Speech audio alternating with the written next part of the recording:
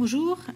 Donc avant de partir sur ma présentation, je vais vous parler un peu de ma structure, Nature Parif, qui est l'Agence régionale pour la nature et la biodiversité en Île-de-France, et dont les missions sont d'acquérir des connaissances sur la biodiversité francilienne, de réaliser des états de santé de cette biodiversité pour informer, voire alerter les acteurs du territoire, sensibiliser et mettre en réseau ces acteurs, donc gestionnaires, agriculteurs, naturalistes, scientifiques, et de diffuser aussi les pratiques favorables au maintien de la biodiversité francilienne.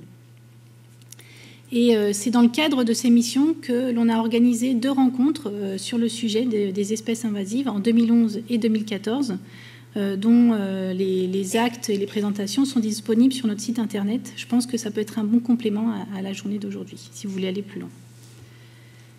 Alors j'en viens à ma présentation, et je vais aussi commencer par des définitions, mais je vais être beaucoup plus brève, je vais essayer.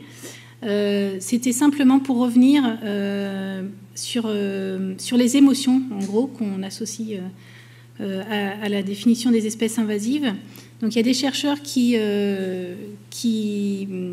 prônent une définition qui se base uniquement sur des faits biologiques et des faits écologiques. Les espèces invasives sont des espèces naturalisées capables de s'étendre sur des grandes surfaces en un temps court. Et après, on a d'autres personnes qui ajoutent des perceptions qu'ils ont de ces faits, en parlant d'impact.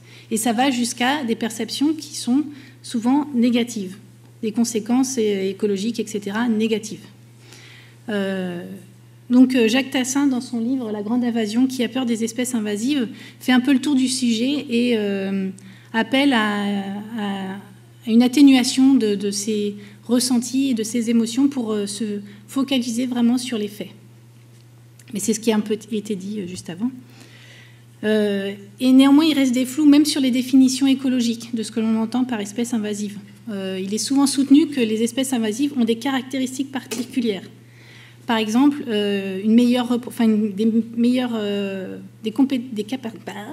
des capacités de reproduction, des tailles, des abondances de population augmentées dans leur aire d'introduction par rapport à leur aire d'origine. Et donc des chercheurs, Parker et ses collègues, se sont intéressés à ces 3 hypothèses. Ils les ont testées sur 53 espèces animales et végétales qui sont considérées invasives sur l'ensemble de la planète. Et là, je vous ai mis 3 exemples d'espèces qu'on retrouve aussi en France: la renouée du Japon, l'arbre au papillon et le ragondin. Et les résultats de leur étude montrent que oui, si l'on fait la moyenne globale, les espèces invasives ont des meilleures performances. Mais en réalité, la moitié des espèces qu'ils ont étudiées avaient les mêmes performances dans leur aire d'introduction que dans leurs aires d'origine. Ce qui veut dire qu'on ne peut pas proposer de généralité sur les performances des espèces invasives. Et en fait, le succès d'une espèce invasive est en fait une rencontre de ses caractéristiques propres avec un environnement donné, et ce qui fait qu'elle a un succès particulier à un instant donné. L'impact aussi, donc Sébastien en a parlé, est souvent soit mal défini, soit mal étudié et donc mal connu. Donc il y a vraiment besoin de clarifier ce que l'on entend par impact pour avoir des évaluations qui soient le plus objectives possible de ces impacts. Et donc Geschke et ses collègues ont proposé une liste de paramètres à clarifier pour ces évaluations. D'abord, la directionnalité. Souvent, les études vont que dans un sens. On cherche l'effet négatif de l'espèce et on ne va pas aller plus loin. C'est-à-dire que certaines espèces peuvent effectivement causer des dégâts, mais elles peuvent aussi avoir des bénéfices. Mais ces bénéfices ne sont jamais recherchés, enfin rarement. Ensuite, la magnitude du changement et sa significativité. Est-ce que l'espèce cause un changement significatif sur l'écosystème ? On a souvent tendance à parler de risques potentiels sans vraiment mesurer l'impact réel de l'espèce sur l'écosystème. Le type de changement.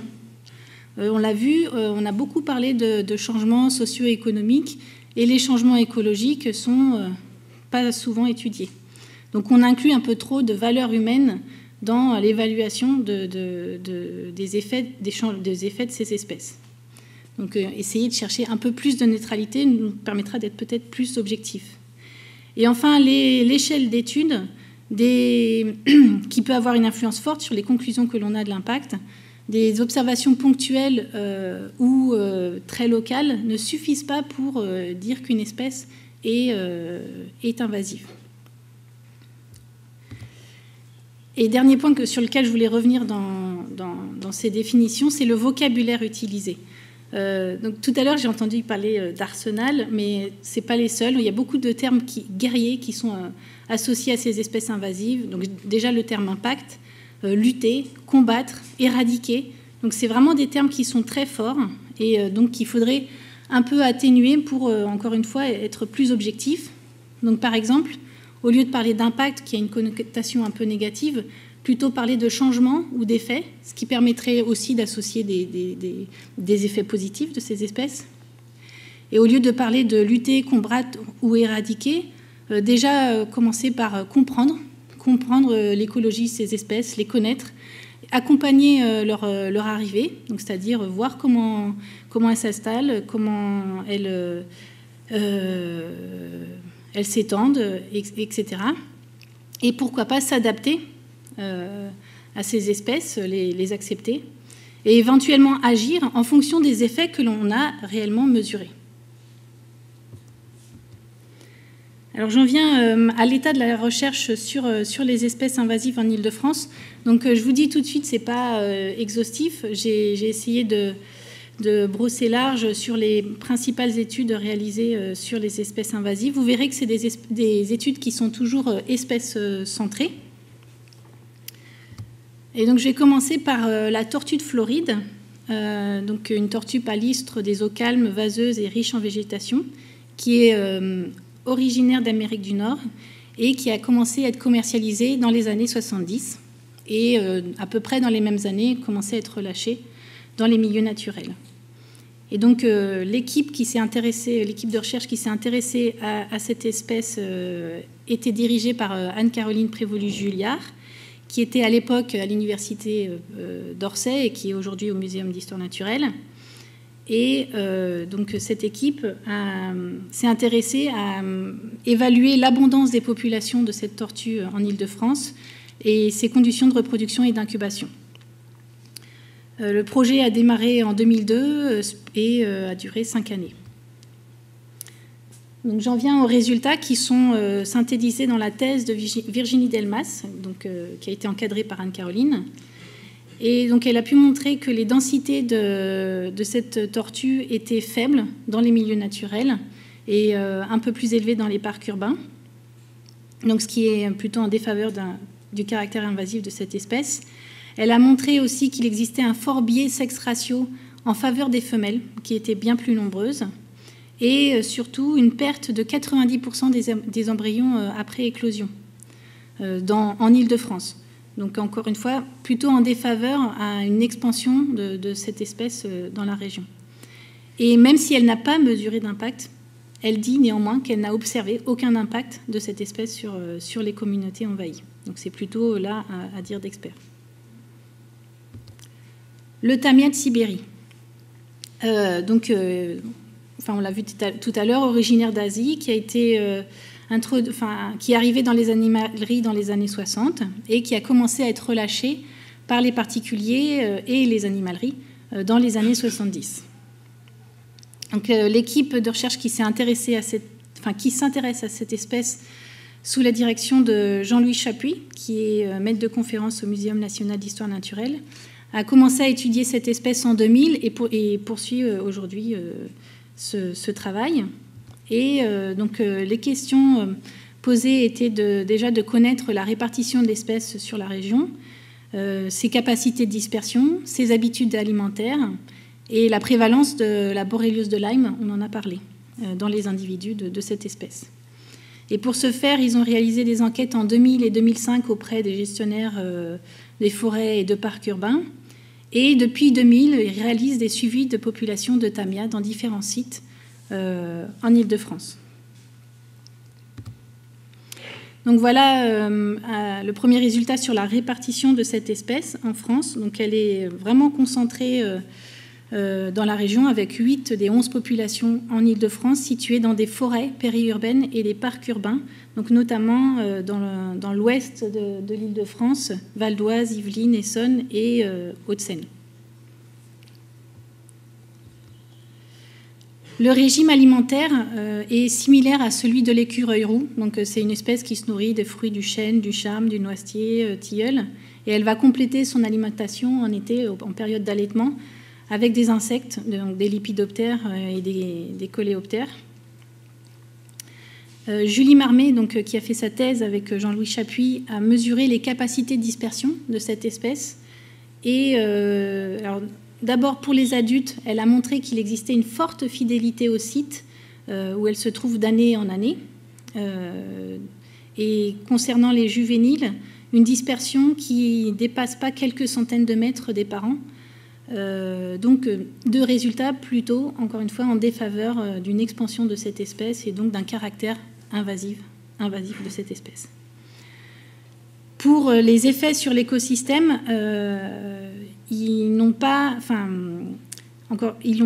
mesuré d'effets directement, mais par contre, leurs observations leur amènent à dire qu'ils n'ont pas observé d'impact direct sur la faune ou la flore.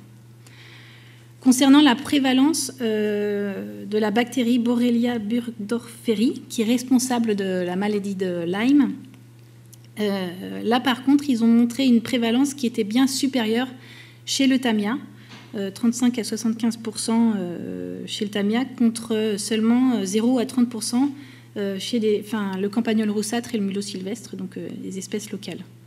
Donc le tamia serait un réservoir de la borréliose de Lyme et donc aurait un rôle dans la dynamique de cette maladie. Mais il faut aussi voir que s'il est plus infesté, ça veut dire que sa fitness empathie, donc est certainement réduite. Et par ailleurs, on a parlé des tiques. Effectivement, le tamia, en moyenne, un individu porte une centaine de tiques contre seulement 10 chez l'écureuil roux.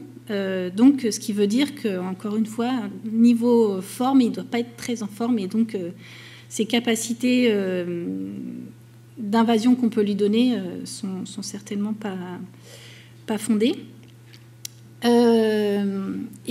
Autre fait beaucoup plus récent, cet été, une première observation sur un écureuil roux d'un nématode qui a été introduit par le tamia. Donc, observation à suivre. La perruche à collier, qui est une espèce cavernicole originaire d'Afrique et d'Asie, qui est vendue dans les animaleries depuis les années 70 et relâchée dans les parcs urbains, donc première observation dans les années aussi 70, avec des premières nichées dans les années 90. L'équipe qui s'est intéressée à cette espèce est sous la direction de Philippe Clergeau, qui est professeur au Muséum national d'histoire naturelle. Et ils se sont intéressés à connaître la répartition des populations en Île-de-France et également sont intéressés aux habitudes alimentaires de cette espèce.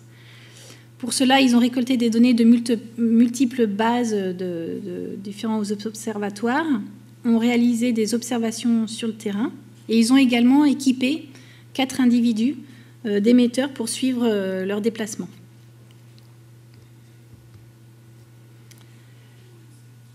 Alors voilà la répartition de cette espèce en Île-de-France. Donc on voit que les populations sont surtout situées autour des 2 aéroports parisiens, donc Roissy et Orly. Et c'est une espèce qui se trouve vraiment en zone périurbaine. Enfin, en tout cas, les sites de nidification.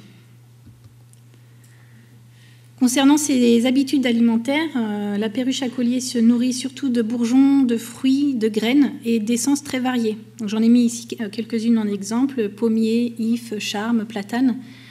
Mais donc les auteurs ont recensé une trentaine d'espèces différentes qui servent de ressources pour la perruche. Et concernant les 4 oiseaux équipés, ça leur a permis de voir que les perruches passent 50% de leur temps sur des mangeoires de particuliers qui les nourrissent Et donc, ils en concluent que l'homme est en partie responsable du succès de cette espèce en Île-de-France. Mais il faudrait voir, pour les espèces locales, combien de temps elles passent sur les mangeoires pour voir si effectivement elles passent moins de temps que les perruches.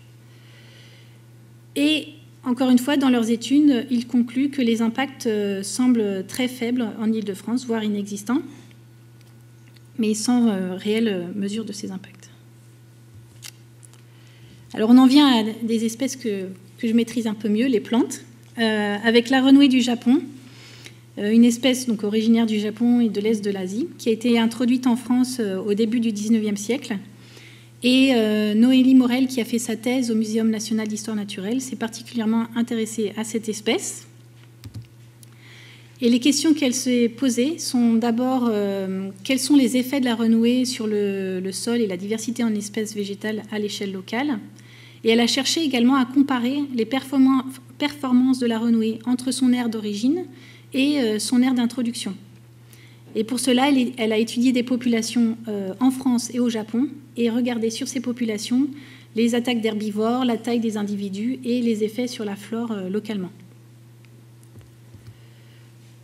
Et cette étude lui a permis de valider différentes hypothèses concernant les espèces invasives. D'abord, l'absence des herbivores et des pathogènes de l'aire d'origine dans l'aire d'introduction. Donc on voit ici des photos prises sur les renouées du Japon au Japon. On voit qu'elles sont largement prédatées par une grande variété d'insectes. Il était difficile de trouver des individus non impactés, alors qu'en France, on n'a quasi pas observé d'individus grignotés. Donc ça valide une première hypothèse qui est l'enemy release hypothesis. Ensuite, une deuxième hypothèse associée aux espèces invasives est que, justement du fait qu'elles n'ont pas leurs pathogènes dans leur aire d'introduction, elles allouent plus de ressources à la croissance et à la reproduction. Et donc, avec une conséquence d'avoir des individus de plus grande taille. Et c'était effectivement le cas. Les individus au Japon étaient de plus petite taille avec des surfaces foliaires plus réduites, alors qu'en France, on avait des individus de grande taille.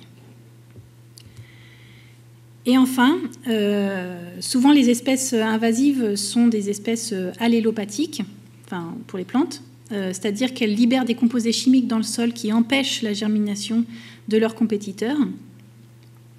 Ce pouvoir allélopathique dans l'aire d'introduction de la renouée du Japon n'a peu d'effet puisque les espèces compétitrices ont évolué avec la renouée du Japon et donc se sont adaptées à ces composés.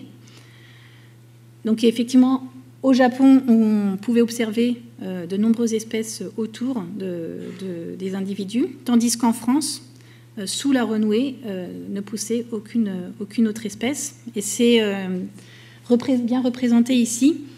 Donc, Noélie a réalisé des transects dans des différentes friches dans la petite couronne parisienne qui partaient du centre du patch d'invasion de la renouée,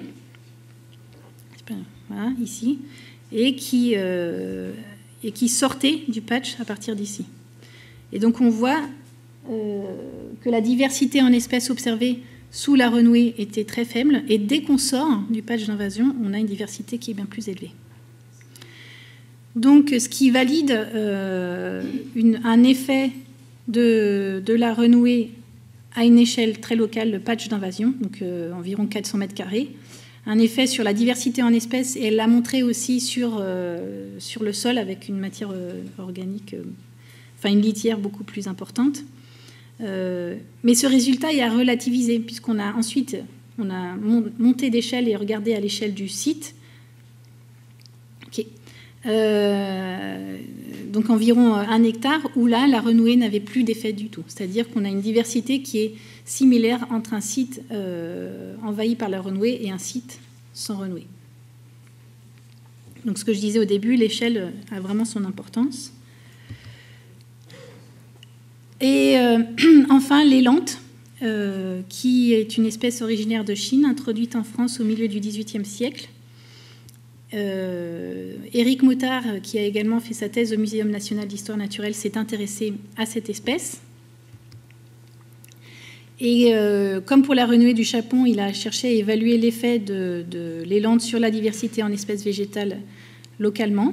Et pour cela, il a comparé la diversité observée au pied d'arbres locaux, donc chênes, charmes, frênes, en forêt de Fontainebleau, à la diversité observée au pied de l'élante. Et les résultats sont similaires à ceux de la renouée, c'est-à-dire qu'au pied de l'élante, on a une diversité qui est plus faible et composée d'espèces plus communes par rapport aux espèces, aux essences locales. Donc j'en viens aux conclusions. Donc l'ensemble de ces études permettent de mieux connaître ces espèces, de mieux appréhender leur écologie, donc leur répartition, leur capacité de reproduction, de dispersion, leurs habitudes alimentaires.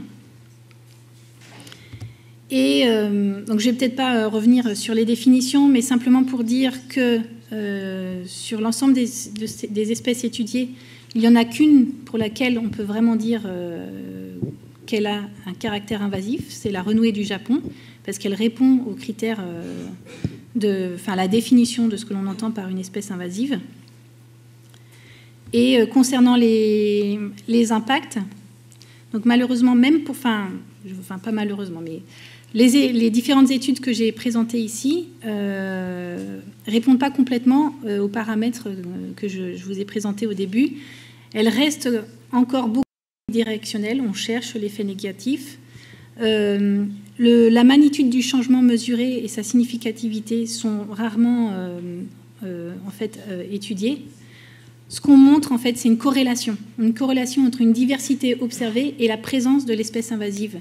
Et comme l'a bien dit Sébastien, le problème, c'est qu'on ne sait pas si l'espèce invasive est la cause du changement ou simplement la conséquence de ce changement. Et ces études ne nous permettent pas de le savoir.